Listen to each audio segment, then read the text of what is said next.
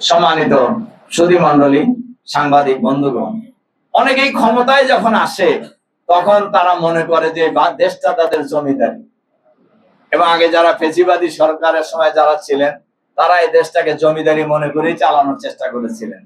এই জমিদারি মনে করে যে বা যারাই এই বাংলাদেশ শাসন করার পরিকল্পনা করবেন, আমি আশা করি, বিশ্বাস করি তারা ব্যর্থ হবেন ইনশাআল্লাহ। তার কারণ বাংলাদেশের মানুষ কোন জমিদারি প্রথাকে কোনো অবস্থাতেই বরদাস্ত করবে না।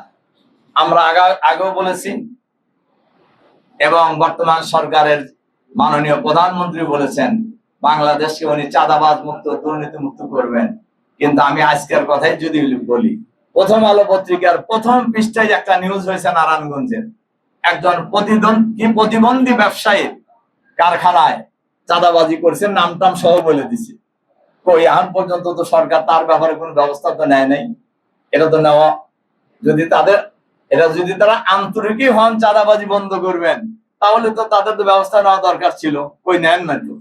এর মধ্যে অনেক চাঁদাবাজি হচ্ছে, অনেক হত্যাকাণ্ড ঘটতেছে, কই কোন কারোর ব্যাপারে কোনো ব্যবস্থা নেওয়া হয়েছে বলে তো আমরা এখন পর্যন্ত কোথাও দেখি নাই।